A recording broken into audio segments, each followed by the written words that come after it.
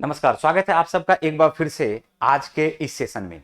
जैसा कि आप सबको पता है कि सुबह के 9 बजे से हम लोग यहाँ पर मैथ्स के सेट के साथ आते हैं और अच्छे अच्छे चुनौता चुनौता क्वेश्चंस को हम आपके साथ यहाँ पर डिस्कस करते हैं। अगर आप सबको अच्छा लग रहा हो तो आप लोग सबसे पहले तो यहाँ पर आपको करना क्या है, सेशन को करना है शेयर। साथ साथ अगर अच्छा लगे तो लाइक जरूर कीजिएगा। तो चलिए हम लोग बिना समय गवाए स्टार्ट करते हैं सेट नंबर 6। देखिए यहाँ पर सेट नंबर 6 है और आते हैं सबसे पहला नंबर का क्वेश्चन। देखो, हालांकि पहला नंबर का जो क्वेश्चन है उसमें थोड़ा सा टाइपिंग एरर है। ये टाइपिंग एरर है, ये आपका जो है ऑप्शन आप इसको यहाँ से मिटा दो, ठीक है। और साथ साथ यहाँ पर ये भी क्वेश्चन आपको यहाँ पर मिटा दो। मैं आपको समझा रहा हूँ, ध्यान से समझना। तो क्वेश्चन क्या बोला है, क्वेश्चन पे ध्यान देते हैं। अच्छा क्वेश्चन है, मैं चाहता तो इस क्वेश्चन को स्किप करके आगे बढ़ता, बट मैं आपको समझा रहा हूँ। क्या बोला क्वेश्चन, एक दुकानदार किसी वस्तु को 20% लाभ पर बेचता है। यदि वह क्रय मूल्य में 50 रुपया जोड़ दे तथा विक्रय मूल्य में 30 रुपया जोड़ दे तो लाभ का प्रतिशत 16.2/3% हो जाता है। तो क्रय मूल्य ज्ञात करें। यह क्वेश्चन हमसे पूछा गया है। क्या ज्ञात करने के लिए बोला, क्रय मूल्य ज्ञात करने के लिए। चीजों को समझिएगा, ये जो क्वेश्चन है क्रॉस प्रोडक्ट का एक बहुत ही बेहतरीन एग्जांपल है और क्रॉस प्रोडक्ट मेथड को आप लोग समझने का यहां पर कोशिश करेंगे, बेस्ट मेथड, ठीक है। मैं आपको समझाता हूं दो तरीके से। क्रॉस प्रोडक्ट मेथड से मैं आपको बाद में समझाऊंगा। सबसे पहले मैं आपको यहां पर एक मेथड समझाता हूं बेसिक से, ठीक है। अगर आपको पता है कि किसी वस्तु को 20% लाभ पर बेचा जाता है तो क्या कॉस्ट प्राइस अगर 100x मानोगे तो सेलिंग प्राइस क्या हमारे पास 120x होगा क्या। अगर 100x को हम लोग 120 को दोनों का रेशियो निकाले तो क्या हमारे पास ये 5x और 6x आएगा। ये बात पहले बता दीजिए आप। अगर हम लोग कॉस्ट प्राइस 5x मान लेते हैं तो सेलिंग प्राइस हमारे पास क्या हो जाएगा, 6x हो जाएगा। अब यहां से क्वेश्चन में क्या कहा जा रहा है कि क्रय मूल्य में 50% जोड़ा गया है, क्रय मूल्य में 50 रुपया जोड़ा गया है, ध्यान से देखना। और विक्रय मूल्य में 30 रुपया जोड़ा गया है, 30 रुपया जोड़ा गया है और यहां पर 50 रुपया जोड़ा गया है। कितना रुपया जोड़ा गया है, 50 रुपया। तो क्वेश्चन में बोला है 16.2/3% का प्रॉफिट हो जाता है। प्रॉफिट होने का क्या मतलब है बताओ। अगर 6 रुपया का कोई वस्तु है और 16.2/3% का प्रॉफिट हो रहा है तो 6 से 1 बढ़ के क्या 7 हो जाएगा क्या। अब बताओ, क्या यहां पर कॉस्ट प्राइस और सेलिंग प्राइस का ही रेशियो आया, सेलिंग प्राइस और कॉस्ट प्राइस का ही रेशियो आया, बताइए। ये है selling price plus 30, cost price plus 50। अब इस दोनों का रेशियो 7:6 हो गया। यहां से क्रॉस प्रोडक्ट लगाते हैं, 6 गुना 6 36, 7 गुना 5 35, दोनों का अंतर आ गया हमारे पास एक्स। 6 गुना 30 180 और 7 गुना 50 करते हैं तो 7 गुना 50 मिल करके आ जाता है 350। 350 और 180 का जो अंतर होता है वो आ जाता है 170। अब हमसे क्वेश्चन पूछा है कि कॉस्ट प्राइस क्या होगा। कॉस्ट प्राइस क्या हमारे पास 5x है क्या, तो 5 से आप इसको मल्टीप्लाई कर दोगे तो आपके पास जो आंसर आ जाएगा वो क्या आंसर आ जाएगा, 850 रुपया। यही हमारा कॉस्ट प्राइस होगा। सबसे पहला तरीका तो ये हो गया हमारा। उम्मीद करते हैं कि ये चीज आपको समझ में आ गया। 850 रुपया, ठीक है। क्या लिखोगे, 850 रुपया। दूसरा तरीका, मैं इसी चीज को, इसमें मैं एक्स नहीं लगाता हूं, डायरेक्ट रेशियो से निकालते हैं तो उसी को हम लोग बोलते हैं क्रॉस प्रोडक्ट मेथड। देखो ध्यान से, क्या 5 है वस्तु का कॉस्ट प्राइस तो सेलिंग प्राइस क्या 6 हो जाएगा 20% प्रॉफिट पे, ठीक है। अब बोला क्या 50 रुपया जोड़ दिया जाए और 30 रुपया विक्रय मूल्य में जोड़ दिया जाए तो प्रॉफिट होता है 16.2/3% का। प्रॉफिट होने का मतलब 6 से क्या हो जाएगा, 7 हो जाएगा। अब आपको यहां पर क्या देखना है कि कॉस्ट प्राइस बढ़ा है 50 रुपया और सेलिंग प्राइस बढ़ा है हमारे पास 30 रुपया। दोनों ही बढ़ा है, बताओ क्या है, दोनों ही बढ़ा हुआ है। अब यहां से क्रॉस प्रोडक्ट लगा दो। देखो 7 पचे 35, 6 गुना 6 36, अंतर आ गया हमारे पास 1। 7 पचे 35, 350, 6 तिया 18, 180, दोनों का अंतर क्या हमारे पास 170 आ जाएगा क्या, बताओ। और जैसे ही 1 यूनिट 170 को रिप्रेजेंट करेगा तो क्या 5 यूनिट 5 गुना 170 को रिप्रेजेंट करेगा, बोलो करेगा क्या। तो आंसर हमारे पास क्या आ जाएगा, कॉस्ट प्राइस 850। हम उम्मीद कर सकते हैं कि आप क्रॉस प्रोडक्ट मेथड का बेसिक भी समझ गए होंगे, साथ साथ क्रॉस प्रोडक्ट मेथड क्या होता है वो भी आप समझ गए होंगे। उम्मीद करते हैं क्लियर हो गया होगा। चलिए बढ़े क्या, चलिए स्क्रीनशॉट ले लीजिए। नेक्स्ट क्वेश्चन पे आ जाते हैं हम लोग बिना समय गवाए। चलिए बहुत बढ़िया, वेरी गुड। नेक्स्ट क्वेश्चन पे आ जाओ। देखो नेक्स्ट क्वेश्चन और बढ़िया एग्जांपल है आपका क्रॉस प्रोडक्ट मेथड। मेरा समझाने का है क्रॉस प्रोडक्ट मेथड क्या होता है, कैसे यूज करते हैं, उस चीज को समझिएगा। देखिए क्वेश्चन क्या दे रहा है, एक परीक्षा में पास हुए और फेल हुए छात्रों का रेशियो दिया हुआ, पास छात्र और फेल छात्र के बीच का रेशियो दिया हुआ है 25:4, ठीक है। फिर बोला क्या 5 छात्र और आ जाए। 5 छात्र आ जाने का क्या मतलब है, अपियर 5 छात्र और हो जाए, यही मतलब है ना। और 2 छात्र कम हो जाए फेल में 2 छात्र क्या हो जाए, कम हो जाए, तो पास हुए छात्रों और फेल हुए छात्रों के अनुपात आ जाता है 22:3। मतलब बाद में जो पास है और फेल है उसका अनुपात हमारे पास क्या रह जाता है, 22:3। क्या रह जाता है बताओ, 22:3। क्या ये बात आ रहा समझ में यहां तक, ठीक है। लेकिन क्वेश्चन पे अगर आप गौर करेंगे तो ये एपियर के बारे में बात कर रहा है कि 5 एक्स्ट्रा एपियर हो जाता है। तो एपियर का क्या मतलब होता है, पास प्लस फेल दोनों मिल करके एपियर हुआ है। तो क्या हम अपने अनुसार क्वेश्चन को सेट करें, क्या बताइए, एपियर और फेल का रेशियो लिखते हैं। तो पास प्लस फेल दोनों को ऐड कर दोगे तो एपियर कितना हो जाएगा, 29, और फेल उसमें से कितना है बोलोगे, 4 है, ठीक है। इसके बाद इसी तरह से ये एपियर कितना ज्यादा हो जाएगा, 22 + 3 मिलके 25 यूनिट एपियर हो जा रहा है, और उसमें से फेल कितना है, 3 यूनिट फेल है। तो ये रेशियो दिया हुआ है, बात आ रहा समझ में, ये 29 है और ये 25 है, ये क्या है, रेशियो का यूनिट है। रेशियो में भले ही ये आपको कम दिख रहा हो लेकिन एक्चुअल वैल्यू में बोला है 50 बढ़ा है, सॉरी 50 नहीं बढ़ा है, 5 बढ़ा है। तो 5 बढ़ा है तो हम लोग यहाँ पर क्या +5 कर दे क्या, जबकि फेल बोला है 2 कम हुआ है, फेल क्या कितना कम हुआ है, 2 कम हुआ है, ठीक है। तो क्वेश्चन पूछा जा रहा तो आप कुल छात्रों की संख्या ज्ञात करें, यानी कुल छात्रों की संख्या पहले कितनी थी ये आपको ज्ञात करना है। क्रॉस प्रोडक्ट लगाते, 29 तिया 87, 25 चौका 100, अंतर आ गया हमारे पास 13, 5 तिया 15 प्लस 15 है, और 25 दूनी 50 माइनस 50 है, 0 से 50 कम और 5 तिया 15, 15 ज्यादा, तो अंतर देखोगे तो 15 + 25 मिलकर के 15 + 50 मिलकर के क्या 65 हो जाएगा क्या, ये बताओ, -50 + 15 तो 50, 15, तो टोटल डिफरेंस ये वाला होगा ना। तो अभी हमारे पास डिफरेंस क्या हो जाएगा बताओ, 65। इसीलिए हमने यहाँ पर माइनस क्यों लगाया, बात आ रहा समझ में, क्योंकि कम हुआ, और यहाँ पर प्लस क्यों लगाया 5 में, क्योंकि ये ज्यादा हुआ है, ठीक है। अब यहां से देख लो, 13 इकाई 13, 13 पचे 65, 1 यूनिट 5 को रिप्रेजेंट करेगा, तो 29 यूनिट क्या 29 गुना 5 को रिप्रेजेंट करेगा क्या बताइए। तो 29 को 5 से आप मल्टीप्लाई कर देंगे तो आंसर आपका क्या आ जाएगा, ऑप्शन नंबर ए 145। हम अब इतना उम्मीद कर सकते हैं कि आपको समझ में आराम से आ गया होगा। बोलो क्लियर है, चलिए बहुत बढ़िया, स्क्रीनशॉट ले लीजिए सब लोग। चलिए नेक्स्ट क्वेश्चन पे आते हैं, स्क्रीनशॉट ले लिए होंगे आप लोग।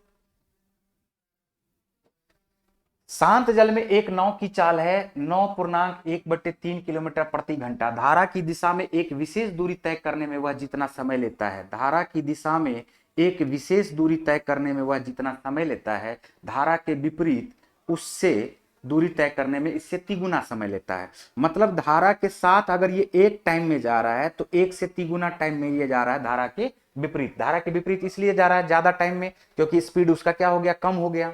धारा के साथ इसलिए कम समय में जा रहा है कि स्पीड उसका बढ़ गया। और जब भी डिस्टेंस होता है कांस्टेंट तो याद रख लो टाइम का इनवर्सली प्रोपोर्शनल स्पीड होता है, और स्पीड का इनवर्सली प्रोपोर्शनल क्या होता है, टाइम होता है। तो यहां से हम लोग स्पीड क्या कर देंगे बताओ, 3:1। बोलो कर देंगे क्या। और एक बात और याद रखना, ध्यान से देखो, कभी भी वेलोसिटी इन डाउनवर्ड डायरेक्शन दिया रहे, वेलोसिटी इन अपवर्ड डायरेक्शन दिया रहे, मतलब है कि एक बार धारा के साथ का स्पीड दिया रहे और एक बार धारा के विपरीत का स्पीड दिया रहे, तो वेलोसिटी ऑफ बोट, यहां पर हमने x माना हुआ है वेलोसिटी ऑफ बोट को, तो x अगर आपको निकालना है तो इस दोनों को ऐड करके हाफ कर दो। Velocity in downward direction plus velocity in upward direction, इसको आप क्या करो, हाफ कर दो। वेलोसिटी ऑफ स्टीम अगर निकालना है, y निकालना है, तो इस दोनों का अंतर निकाल करके क्या करो, आप यहां पर हाफ कर दो। बोलो ठीक है। अब यहां पर आप ये देखिए कि हमें दिया हुआ क्या है, 9 का स्पीड दिया हुआ है, तो x निकालना अगर होगा तो क्या हम लोग इस दोनों को ऐड करके आधा कर देंगे क्या, तो 3 + 1 का आधा करोगे तो क्या 2 ही होगा। y निकालना होगा तो क्या 3 - 1 का आधा करेंगे, तो 3 - 1 का अगर आप आधा करेंगे तो क्या हमारे पास 1 होगा क्या बताओ। और ये दे रखा है, देखो 9 का स्पीड दे रखा है तो धारा का स्पीड पूछ रहा है, तो 2 यूनिट बराबर क्या हो जाएगा, 9.1/3 का मतलब 28/3 किलोमीटर पर आवर। तो 1 यूनिट बराबर क्या हो जाएगा बताओ, 14/3 किलोमीटर पर आवर। और 14/3 किलोमीटर पर आवर को 3 चौका 12, क्या 4.2/3 किलोमीटर पर आवर बोलेंगे क्या, बताइए सब लोग। क्या बढ़िया से कॉन्सेप्ट आप सबको आ गया समझ में, बहुत ही बढ़िया तरीके से। चलिए ठीक है, नेक्स्ट क्वेश्चन पे आ जाएंगे। उम्मीद करते हैं कि आप सबको कॉन्सेप्ट एकदम क्लियर हो गया होगा, ठीक है। चलो बहुत बढ़िया, very good very good. Next question पे आ जाए।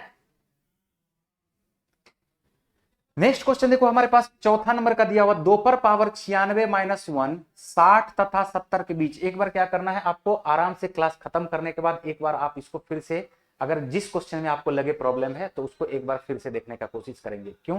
क्योंकि बार बार उसी क्वेश्चन को हम समझाते रहेंगे तो थोड़ा सा आपका ये टाइम ज्यादा कंज्यूम कर लेगा। यहां पर दिया हुआ 2 पर पावर 96 माइनस 1 60 तथा 70 के बीच जिस संख्या से भाग होता है उनका योगफल ज्ञात करें। अब यहां पर कॉन्सेप्ट क्या है, कॉन्सेप्ट को समझिएगा सब लोग ध्यान से, कॉन्सेप्ट को समझिएगा ध्यान से। A to the power N minus B to the power N, ध्यान से समझना। अगर दो कंडीशन आएगा हमारे पास, अगर एन हमारे पास ऑड नंबर हो, और दूसरा कंडीशन हमारे पास क्या आएगा, अगर एन हमारे पास इवन नंबर हो। एन क्या हो हमारे पास, इवन नंबर हो, ठीक है। तो एन अगर ऑड नंबर होगा तो याद रखना ये सिर्फ ए माइनस बी से कटेगा, ये सिर्फ ए माइनस बी से कटेगा। लेकिन एन अगर इवन नंबर होगा तो ये ए माइनस बी से भी कट सकता है, कटेगा ही कटेगा, और ए प्लस बी से भी कटेगा। यही कॉन्सेप्ट है, बात आ रहा समझ में। अगर ए टू दी पावर आप, अगर ऐसा लगे कि एन बराबर ऑड नंबर या इवन नंबर में, तो आप एन के जगह पे क्या कर दो, 3 रख करके चेक कर लो ऑड नंबर के लिए। तो a cube minus b cube का formula a minus b into a square plus a b plus b square होता है, यानी सिर्फ ए माइनस बी से कट पाएगा, ए प्लस बी से नहीं कटेगा। लेकिन a square minus b square करोगे, एन बराबर अगर इवन नंबर, तो a plus b into a minus b होता है फार्मूला। बोलो होता है क्या? इसका मतलब ए प्लस बी से भी कटेगा और ए माइनस बी से भी कटेगा। क्वेश्चन में क्या दिया हुआ, 60 तथा 70 के बीच की संख्या निकालना है। तो 60 तथा 70 के बीच की संख्या देखो, 2 का पावर 1 2, 2 का पावर 2 4, 2 का पावर 3 8, 2 का पावर 4 16, 2 का पावर 5 32, 2 का पावर 6 64। क्या 60 70 के बीच में आ रहा है क्या? तो आप ये बताओ, क्या हम लोग इसको 2 का पावर 6 का पावर 16 लिख सकते हैं क्या? बताइए। और क्या हम लोग इसको 1 का पावर 16 लिख सकते हैं क्या? बताओ। 1 का पावर 16 तो एक ही होगा ना, बट हम इसको मिलाने के लिए लिख रहे हैं। एन बराबर क्या हमारे पास, इवन नंबर। बोलो एन क्या हमारे पास, इवन नंबर। और जैसे ही एन इवन नंबर है तो ये 2 पर पावर 6 प्लस 1 से भी कटेगा, और जबकि 2 पर पावर 6 माइनस 1 से भी कटेगा। अब इसी क्वेश्चन का हमसे पूछा जा रहा है कि इस दोनों का योगफल ज्ञात करना है। तो प्लस 1 माइनस 1 हमारे पास कट गया, 2 पर पावर 6 2 पर पावर 6 दो बार आ गया, तो 2 पर पावर 7 हो गया, और 2 पर पावर 7 का मतलब क्या हो जाएगा, 128। या 2 पर पावर 6 64 होगा, 2 पर पावर 6 64 होगा, 64 प्लस 64 को ऐड कर दोगे तो आंसर क्या आ जाएगा आपका, 128। यानी ऑप्शन नंबर डी आपका एकदम सही है। क्लियर? ठीक है, चलिए बहुत बढ़िया, वेरी गुड। नेक्स्ट क्वेश्चन पे आ जाओ। उम्मीद करते हैं कि एकदम बहुत ही आराम से, बहुत ही अच्छे तरीके से आप सबको समझ में आ गया होगा। देखो, साइन पर पावर 4 थीटा गुना कॉस पर पावर 4 थीटा का अधिकतम और न्यूनतम मान हमसे पूछा जा रहा है। ठीक है, तो पहले तो मैं आपको एक ट्रिक ही बता देता हूं, ध्यान से समझना। एक ट्रिक बता देता हूं, फिर इसका मैं थोड़ा सा बेसिक कॉन्सेप्ट पर भी चर्चा करूंगा। साइन थीटा क्या होता है? साइन थीटा का मैक्सिमम वैल्यू 1 होता है, और मिनिमम वैल्यू हमारे पास क्या होता है, -1 होता है। जबकि साइन स्क्वायर थीटा का अगर हम लोग बात करें तो इसका जो मैक्सिमम वैल्यू होगा वो तो 1 होगा, लेकिन मिनिमम वैल्यू इसका क्या हो जाएगा बताओ, 0 होगा। याद रखना इस चीज को। क्यों? कुछ भी अगर माइनस में रखते हैं और उसका स्क्वायर करते हैं तो क्या वो 0 से ज्यादा ही आ जाता है क्या? बताओ। अगर हम लोग -1 रखते हैं और -1 का स्क्वायर करोगे तो वो प्लस में आ जाता है, फिर मैक्सिमम तो नहीं रहा। इसीलिए याद रखना, कभी भी पावर इवन रहे, कभी भी पावर इवन रहे तो उसका मिनिमम वैल्यू हमेशा 0 होगा, और मैक्सिमम वैल्यू फिर बाद में देखा जाएगा, जिसके बारे में भी पूछा जा रहा है। ठीक है, इसी तरह से साइन पर पावर अगर 3 थीटा दिया हुआ है तो इस बार ये बाध्यता नहीं है, माइनस में आ सकता है। तो हम लोग बोल सकते हैं मैक्सिमम वैल्यू 1 होगा और मिनिमम वैल्यू इसका क्या होगा, -1 होगा। फिर हम लोग लिखते हैं साइन पर पावर 4 थीटा, इसका मैक्सिमम वैल्यू 1 होगा, लेकिन मिनिमम वैल्यू क्या हो जाएगा, 0 हो जाएगा। तो याद रखना, कभी भी साइन पर पावर इवन रहे, साइन पर पावर इवन रहे तो उसका मिनिमम वैल्यू ऑलवेज क्या होता है, 0 होता है। ऑलवेज क्या होता है, 0 होता है। जबकि मैक्सिमम वैल्यू हमेशा क्या होता है बताओ, यहां पर एक ही हो रहा है। बोलो ठीक है। अब यहां पर देख लो ध्यान से समझने का सब लोग कोशिश करो। तो एकमात्र देखो, वैसे तो 2 ऑप्शन है, एक 0 है, यहां भी 0 है। तो ये बात आपको पहले समझ में आ गया। पहले तो इसके बारे में समझो, कॉन्सेप्ट था ये। फिर अगर हम लोग इसके बारे में कॉन्सेप्ट देखते हैं तो ध्यान देना, अगर इसमें हम लोग ऐसे लिखते हैं कि एन का जो वैल्यू हो, अगर हमारे पास ऑड नंबर हो, इस चीज को समझना मैं जो आपको बता रहा हूं। कभी भी इस तरह का क्वेश्चन आ जाए, sine to the power n theta, n की जगह पे यहां पर ये एन लिख लो, इंटू कॉस एन थीटा, ये कभी भी आ जाए तो एन अगर ऑड नंबर हो, ध्यान से देखना, एन अगर ऑड नंबर हो तो मैक्सिमम वैल्यू क्या होगा 1/2 टू द पावर n, और मिनिमम वैल्यू इसका क्या हो जाएगा -1/2 टू द पावर n। बात आ रहा समझ में। दूसरा कंडीशन ये बनता है कि अगर n हमारे पास इवन नंबर हो, n क्या हो हमारे पास इवन नंबर हो, तो इस कंडीशन में मैक्सिमम वैल्यू जो हो जाएगा वो हो जाएगा half to the power n, जबकि मिनिमम वैल्यू हमेशा हमारा क्या हो जाएगा वो हो जाएगा 0। अब इस क्वेश्चन को अगर आपको बनाना होगा तो आप आराम से लिख सकते हैं मैक्सिमम बराबर क्या हो जाएगा हाफ पे पावर क्या आ जाएगा बताओ, पावर 4 है क्या बताओ। तो जैसे ही पावर 4 आ गया तो एक पर पावर 1/2 पर पावर 4 है तो क्या 1 पर पावर 16 आ जाएगा, और मिनिमम वैल्यू हमारे पास 0 आ जाएगा। तो आंसर हमारे पास कौन सा हो जाएगा ऑप्शन नंबर ए। बोलो बात क्लियर हो पा रहा है क्या। अब मैं थोड़ा सा इसका बेसिक समझाता हूं, उम्मीद करते हैं कि मिनिमम और मैक्सिमम के बारे में आपको थोड़ा सा यहां पर जानकारी प्राप्त होगा। एक बार इसका स्क्रीनशॉट ले लीजिए, फिर आते हैं हम इसके वैल्यू के बारे में चर्चा करते हैं कि ये ऐसा क्यों हो जा रहा है, ठीक है। तो जिससे कि आपका कॉन्सेप्ट और भी डेवलप हो पाए और क्लियर हो जाए, ठीक है। चलिए ले लिए स्क्रीनशॉट।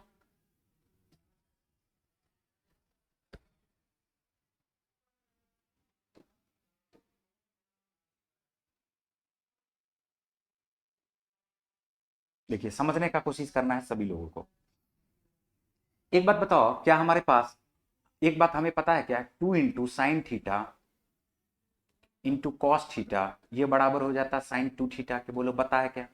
तो कभी भी साइन कॉस में क्वेश्चन दिया हुआ रहे ना तो उसको हमेशा एक टर्म बनाने का कोशिश करो।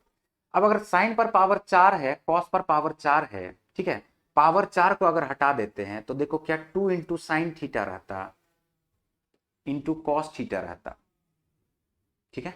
2 × sin थीटा रहता इंटू कॉस थीटा रहता। या आप इसको अगर 2 को हटा दो, देखो ध्यान से सब लोग, पावर 4 है तो पावर 4 है तो 2 दूनी 4 दूनी 8 दूनी 16, इसको हम लोग 16/16 से गुना कर लेते हैं। तो 16/16 से अगर गुना करोगे तो क्या 16 गुना 4 साइन पर पावर 4 थीटा गुना कॉस पर पावर 4 थीटा। बोलो ये नजर आ रहा क्या। अब क्या, अब हम लोग इस चीज को ऐसा लिख सकते हैं क्या, ये 1 के बट्टे में 16 और इस 16 के जगह पे, इस 16 के जगह पे 2 गुना sine theta into cos theta का होल पावर 4। बोलो लिख सकते हैं क्या, लिख सकते हैं। अब 2 गुना साइन थीटा कॉस थीटा का वैल्यू हमारे पास क्या आ जा रहा है बताओ, क्या ये साइन 2 थीटा के बराबर हो जाएगा क्या बताओ। तो हमारे पास क्या आ गया 1/16 गुना साइन 2 थीटा का पावर क्या 4। और है जैसा कि हमने अभी बताया, ध्यान से देखो, हमने अभी बताया था कि कभी भी इवन आ जाए पावर, कभी भी इवन आ जाए पावर, तो याद रखना इसका जो मिनिमम वैल्यू हो जाता है, मिनिमम वैल्यू हमारे पास क्या हो जाता है 0। 0 से मल्टीप्लाई करो आंसर खत्म। 0 से मल्टीप्लाई कर दो 1/16 में तो क्या मिनिमम वैल्यू 0 हो जाएगा। और इसका मैक्सिमम वैल्यू क्या हो जाएगा, इसका जो मैक्सिमम वैल्यू हो जाएगा, तो साइन पर पावर 4 2 थीटा से मतलब नहीं है, ये एक पूरा एंगल को रिप्रेजेंट कर रहा है। तो साइन पर पावर 4 थीटा इसका मैक्सिमम वैल्यू क्या हो जाएगा 1, और 1 को 1/16 से गुना करेंगे तो क्या आंसर हमारे पास 1/16 हो जाएगा क्या। यही इसका कॉन्सेप्ट है। नेक्स्ट क्वेश्चन पे आते हैं, ठीक है। देखिए क्वेश्चन क्या दे रखा है, ए बी सी है, ए बी और सी है। एक ट्रेंगल है ए बी और सी। पी क्यू दो भुजा ए बी और ए सी का मध्य बिंदु है, ए बी और ए सी का मध्य बिंदु है, पी है और क्यू है। बात आ रहा समझ में, ये मध्य बिंदु है। फिर कहा जा रहा है क्या, आर एक बिंदु है खंड पी क्यू पर, आर एक बिंदु है खंड पी क्यू पर, और P R ratio R Q दिया हुआ 1:2। यदि पी आर बराबर दिया हुआ 2 सेंटीमीटर के तो क्वेश्चन हमसे पूछा जा रहा बी सी बराबर क्या होगा। तो कितने लोगों को यह बात पता है कि किसी भी त्रिभुज के दो भुजाओं के मिड पॉइंट को मिलाने पर, दो भुजाओं के मिड पॉइंट को मिलाने पर तीसरी भुजा के ये समानांतर भी होती है और साथ साथ आधी भी होती है। समानांतर भी होती है और साथ साथ क्या होती है आधी होती है। किसी भी त्रिभुज के दो भुजा के मिड पॉइंट को मिलाने वाली रेखा तीसरी रेखा के समानांतर और साथ साथ क्या होती है आधी होती है। इसका क्या मतलब है, जैसे ही पी और क्यू मिड पॉइंट है और वो मिला हुआ है तो पी क्यू क्या हो जाएगा बीसी का आधा, यानी बीसी को हम लोग क्या बोल सकते हैं पी क्यू का डबल बोल सकते हैं। बोलो बोल सकते हैं क्या। तो एक यूनिट अगर 2 सेंटीमीटर को रिप्रेजेंट करेगा तो क्या 2 यूनिट 4 सेंटीमीटर को रिप्रेजेंट करेगा क्या। अब बताओ पी क्यू बराबर क्या 6 सेंटीमीटर होगा तो बीसी बराबर क्या 12 सेंटीमीटर होगा क्या। तो धाए से हमारा आंसर आ गया ऑप्शन नंबर सी। बताओ क्लियर है क्या।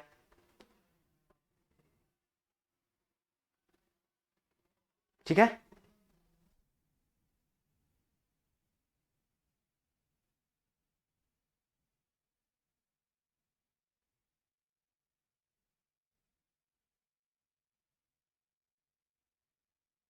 चलिए नेक्स्ट क्वेश्चन पे आते हैं। नेक्स्ट क्वेश्चन देखिए हमारे पास क्या दिया हुआ है। नेक्स्ट क्वेश्चन दिया हुआ 7वें नंबर का क्वेश्चन हमसे पूछा जा रहा है कि एक वर्गाकार उद्यान के चारों ओर 1.5 मीटर की एक समान चौड़ाई वाला एक रास्ता है, रास्ते का क्षेत्रफल 225 मीटर स्क्वायर है, तो उद्यान का परिमाप ज्ञात करें। देखो ध्यान से, यह एक उद्यान है, ओके, और वो भी क्या कैसा है, वर्गाकार है। वो भी क्या है, एक समान चौड़ाई वाला एक रास्ता, रास्ते का क्षेत्रफल सिर्फ दिया हुआ, ठीक है, क्या दिया हुआ है, रास्ते का क्षेत्रफल। तो अगर हम लोग इसको ऐसे मिला दे तो ये भी 1.5 मीटर होगा और ये भी 1.5 मीटर होगा, तो हम लोग बोल सकते हैं 1.5 मीटर मिलकर के क्या 3 मीटर हो गया क्या, और x मीटर हम लोग इसको मान लेते हैं इस उद्यान का एक भुजा। तो बताओ एक भुजा इस आयत का अगर हम लोग बात करते हैं, ये आयताकार जो हमारे पास रास्ता बन रहा है, इसका एक भुजा हमारे पास क्या x प्लस 1.5 मीटर आ गया क्या, बताओ 1.5 प्लस 1.5 मिलके 3 मीटर आ जाएगा, बोलो आएगा क्या। और इसको मल्टीप्लाई किससे करेंगे, ये चौड़ाई कितने मीटर का, 1.5 मीटर का है, तो इसको मल्टीप्लाई किससे करेंगे बताओ, 1.5 मीटर से, बोलो करेंगे क्या। और ऐसा ऐसा क्या ये दो रास्ता नजर आ रहा है आपको, बताओ दो रास्ता नजर आ रहा है, दो रास्ता नजर आ रहा है, तो इसको आप किससे मल्टीप्लाई कर दो, 2 से मल्टीप्लाई कर दो। क्यों 2 से मल्टीप्लाई कर रहे हैं, क्योंकि ऐसा ऐसा दो रास्ता है, दो गुना कर दिए, टोटल क्षेत्रफल आ गया, प्लस अभी रुकिए, अब ये हमारे पास x है और इसका लेंथ हमारे पास 1.5 मीटर दिया हुआ, कितना दिया हुआ, 1.5 मीटर, और इस रास्ते का तो हम लोग यहां पर देख लो पहले ही हम लोग गिन लिए थे, है ना, तो x गुना 1.5 कर देंगे, और ऐसा ऐसा क्या गो है, 2 गो है, बताओ है क्या। तो हम लोग बोलेंगे x गुना 1.5 और ऐसा ऐसा क्या गो है, 2 गो है, टोटल हमारे पास रास्ता दिया हुआ 225 मीटर स्क्वायर का, बोलो ठीक है। अब हम लोग इसको गुना कर लेते, देखो 3 हो गया, 3 तिया 9, 3x, ओके, ये हो गया 3, ठीक है, यही हुआ ना जी, x प्लस 3, और यहां पर हमारे पास हो गया 1.5 गुना 3, तो 2 को 1.5 से मल्टीप्लाई करोगे 3 आ जाएगा, 3x प्लस हमारे पास आ गया 3 तिया 9, 3x प्लस 3 तिया 9 प्लस हमारे पास आ गया 3x, और ये बराबर किसके हो जाएगा, 225 के। तो 3 3 6x हो गया, देखो ध्यान से, 6x बराबर क्या, 225 में से 9 को माइनस कर देंगे तो क्या हमारे पास 216 मीटर आ जाएगा क्या, क्यूब, 216 मीटर क्यूब, बोलो ठीक है। अब 6 से आप इसको काट दीजिए तो हमारे पास x का क्या वैल्यू आया, 36, और जैसे ही x का वैल्यू 36 आया तो बोला क्या, इस उद्यान का परिमाप ज्ञात करे। तो उद्यान का परिमाप क्या, 36 को 4 से मल्टीप्लाई कर देंगे तो नहीं आ जाएगा, 36 का क्या हो जाता, 144 मीटर। बोलो क्या बात साफ हो चुका है क्या। चलिए नेक्स्ट क्वेश्चन पे आ जाते हैं, क्लियर है। हमने क्या कहा ध्यान से देखो, ये x मीटर है, तो रास्ता अगर 1.5 मीटर का है तो हम लोग देख रहे हैं 3 मीटर एक्स्ट्रा हो गया x, तो 3 मीटर अगर एक्स्ट्रा हो गया है, ध्यान से देखो सब लोग, अगर 3 मीटर एक्स्ट्रा हो गया हमारे पास ये, तो इस रास्ते का क्षेत्रफल निकालोगे तो क्या x+3 इंटू 1.5 चौड़ाई लिखना पड़ेगा, और ऐसा ऐसा रास्ता क्या गो है, देख लो 2 गो रास्ता है, सेम रास्ता, तो दुगुना कर दिया हमने। अब इस रास्ते के बारे में अगर हम लोग बात करते हैं तो ये हमारे पास तो लंबाई x है, लेकिन चौड़ाई हमारे पास 1.5 मीटर है, बोलो है क्या, तो x को 1.5 से गुना कर देंगे, और ऐसा ऐसा हमारे पास क्या गो है, 2 गो है, तो x को 1.5 से गुना करके किससे गुना कर दिए हम लोग, 2 से गुना कर दिए, तो टोटल हमारे पास देखो 3 3 6x प्लस 9 बराबर 225 के आया, तो 6x का वैल्यू हमारे पास 216 आया, x का वैल्यू हमारे पास 36 आया, और क्वेश्चन बोला क्या, इस उद्यान का परिमाप ज्ञात करे, 36 को 4 से मल्टीप्लाई कर दिए तो आंसर हमारे पास क्या आ गया, 144।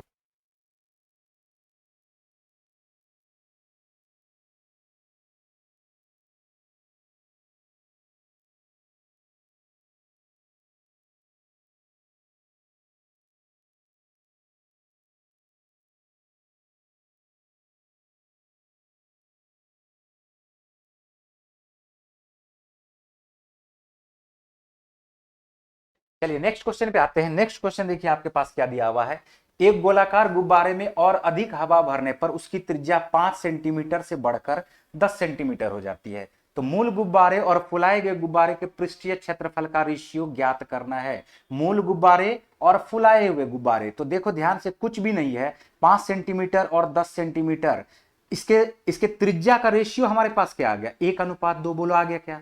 और जैसे ही क्षेत्रफल नामक चिड़िया के बारे में बात करता है ना, तो कुछ भी करने का जरूरत नहीं है, सीधा सीधा साइड कंपोनेंट, साइड के स्क्वायर का कंपोनेंट कर देते हैं। आंसर हमारे पास क्या आ जाता, 1:4, ऑप्शन नंबर सी। ठीक है, मैं आपको यहां पर ये एक बार फिर से बेसिक से समझा रहा हूं और इसको समझने का सभी लोग कोशिश करेंगे। ये एक गुब्बारा है और ये एक गुब्बारा है जो जिसको फुलाया गया है। तो जिसका लेंथ हमारे पास जो त्रिज्या दिया हुआ, एक का दिया हुआ 5 सेंटीमीटर, जबकि बड़े वाले का त्रिज्या दिया हुआ हमारे पास 10 सेंटीमीटर। बोलो यही दिया हुआ क्या। अब क्वेश्चन पे अगर आप ध्यान देंगे तो ये गुब्बारा एक गोला का रूप है, बोलो है क्या। तो जैसे ही आप इसका पृष्ठीय क्षेत्रफल निकालेंगे तो एक गोले का पृष्ठीय क्षेत्रफल क्या हो जाता है, तो आप लिखोगे 4πr²। बोलो यही होता है क्या। फिर दूसरा गोला का भी पृष्ठीय क्षेत्रफल हमारे पास क्या हो जाएगा, तो बोलोगे 4πr², बड़ा वाला। तो आप यहां पर एक बात गौर से देखिए, क्या 4π और 4π कट जाता है क्या, क्यों, क्योंकि ये एक्चुअल नंबर है। रेशियो निकालने में हमेशा एक्चुअल नंबर क्या होता है, कट जाता है, जिसके बारे में हमने आपको शॉर्ट में ये पहले ही बता दिया। अब आप देखोगे कि r का स्क्वायर करते हैं, अगर हमारे पास ये 5 दिया हुआ है तो 5 का स्क्वायर क्या 25 होगा क्या, बताओ। और बड़ा वाला r का स्क्वायर करते हैं तो 10 का स्क्वायर आप करोगे तो क्या हमारे पास ये 100 आ गया क्या। तो 25 इकाई 25, 25 चौका 100, रेशियो हमारे पास क्या हो गया, 1:4। हम अब उम्मीद कर सकते हैं कि आप ये बात समझ में आपको आ गया होगा। बोलो क्लियर है क्या। अगर यही बात वॉल्यूम के बारे में चर्चा किया रहता, मैं आपको समझा देता हूं। तो त्रिज्या का रेशियो अगर हमारे पास 1:2 है और वॉल्यूम के बारे में चर्चा किया रहता तो हम लोग क्या करते, 1 का क्यूब कर देते। क्यों, क्योंकि त्रिज्या का क्यूब का कंपोनेंट है वॉल्यूम, साइड के क्यूब का कंपोनेंट है वॉल्यूम। तो सीधा करते, कोई फार्मूला यूज करने का जरूरत नहीं है। आंसर हमारा वॉल्यूम के लिए क्या हो जाता, 1:8। हम उम्मीद कर सकते हैं कि बहुत ही बढ़िया तरीके से ये चीज आपको समझ में आ गया होगा। चलिए नेक्स्ट क्वेश्चन पे आते हैं। नेक्स्ट 9वें नंबर का क्वेश्चन आप देखिए क्या दिया हुआ है, tan 1 degree, tan 2 degree, tan 3 degree और tan 89 डिग्री तक दिया हुआ है का मान ज्ञात करना है। तो क्या आपको पता है क्या कि कभी भी x प्लस वाई का वैल्यू, दो एंगल का वैल्यू, दो एंगल का योगफल अगर आपके पास दिया हुआ है, ध्यान से याद रखना, अगर कभी भी a प्लस बी बराबर 90 डिग्री दिया हुआ हो तो इस कंडीशन में tan a को अगर tan b से मल्टीप्लाई किया जाता है तो वो हमारे पास 1 के बराबर होता है। क्यों होता है ये भी मैं आपको समझा देता हूं। क्या tan a हमारे पास है और tan b के जगह पे क्या हम लोग इसको 90 माइनस a लिख सकते हैं क्या, बताओ। tan b के जगह पे 90 माइनस a लिख सकते हैं और tan a हमारे पास है और tan 90 माइनस a को क्या हम लोग cot a लिख सकते हैं क्या, बताओ। और आपको पता होना चाहिए कि tan a cot a एक दूसरे का रेसिप्रोकल होता है, कट जाता है, तो आंसर हमारे पास क्या आ जाता है, 1 आ जाता है। यानी आप अगर इस क्वेश्चन को सॉल्व करने जाते हैं तो देखो tan 1 1 और 89 इस दोनों का योगफल आप चेक कीजिए, क्या 90 डिग्री है क्या, तो tan 1 और tan 89 मल्टीप्लाई होकर के क्या बन जाएगा, 1। इसी तरह से tan 2 और इससे जस्ट पहले क्या होगा हमारे पास, tan 88 डिग्री होगा। देखो 88 प्लस 2 मिलकर के 90, तो tan 2 को tan 88 से मल्टीप्लाई करेंगे तो क्या 1 आ जाएगा क्या। इसी तरह से tan 3 tan 87, tan 4 tan 86, tan 5 tan 85, तो उस दोनों का योगफल होते होते होते आप देखोगे कि एक जगह आएगा tan 44 और एक बार आ जाएगा tan 46, तभी इस दोनों का योगफल 90 डिग्री होगा, तो ये भी मल्टीप्लाई होकर के क्या हो जाएगा, 1। अब बीच में अकेले एक टर्म हमारे पास बच गया, वो कौन सा टर्म बच गया, tan 45, जबकि इसका भी वैल्यू 1 होता है। तो 1 से आप 1 में सारा मल्टीप्लाई करते चलो करते चलो करते चलो, क्या आंसर आपके पास ऑप्शन नंबर डी ही आएगा क्या। चलिए ठीक है, नेक्स्ट क्वेश्चन पे आते हैं। नेक्स्ट क्वेश्चन देखिए आपका क्या दिया हुआ, ध्यान से देखना इस क्वेश्चन को, बहुत बढ़िया क्वेश्चन है। क्वेश्चन वाला, दो उम्मीदवारों के बीच हुए एक चुनाव में 75% मतदाताओं ने मतदान किया, जिसमें से 2% मत अवैध घोषित किए गए। एक उम्मीदवार को 9261 मत प्राप्त हुआ जो कुल वैध मतों के 75% के बराबर थे। तो उस चुनाव में नामांकित मतदाताओं की कुल संख्या ज्ञात कीजिए, जबकि प्रत्येक मतदाता केवल एक मत डाल सकता है। ठीक है, ध्यान से देखना, दो उम्मीदवार के बीच एक चुनाव में 75% मतदाताओं ने मतदान किया, तो 100% मतदाता है जिसमें से मात्र 75% मतदाताओं ने क्या किया, मतदान किया। अब उसमें से 2% मत अवैध घोषित हो गया, तो 75 का आपको निकालना है 2%। तो 75 का अगर आप 2% निकालोगे, 75 दूनी 150/100 का मतलब क्या 1.5 होगा क्या, बताओ। तो जब 1.5 होगा तो 75 का 2% 1.5% हो जाएगा। जैसे ही माइनस करोगे क्या हमारे पास 73.5% हो गया क्या, बताइए। यहां तक ठीक है। अब बोला क्या कि एक उम्मीदवार को 9261 मत प्राप्त हुए जो कुल वैध मत का 75% के बराबर थे। तो वैध मत हमारे पास 73.5% आया हुआ है। इसका 75%, क्या इस 75% की जगह पे हम लोग 3/4 का यूज करें क्या, कर लेते हैं, फायदा होगा हमारे पास। और ये हमारे पास कितना है, 9261 के बराबर। किसके बराबर है, 9261 के बराबर। अब हमसे क्वेश्चन पूछा जा रहा है कुल कितने मतदाता थे। तो कुल कितने मतदाता था, अब इसको सॉल्व कर लीजिए, देख लीजिए कितना आसान हो जाएगा आपके लिए। सॉल्व करोगे तो 3 से काट करके देख लो, 3 तिया 9, 0, 3 8 24, 3 7 21। बोलो क्या ठीक है। अगर हम लोग इसको उस तरह भेज दे तो देखो हमारे पास क्या 100% बराबर क्या हो जाएगा, 3087 गुना 4 बटे क्या हो जाएगा 73.5 इंटू 100। बोलिए यही होगा क्या। अगर 100 से मल्टीप्लाई करते हैं, इसको अगर हटा भी देते हैं तो ये हमारे पास क्या आ जाएगा, 0 आ जाएगा।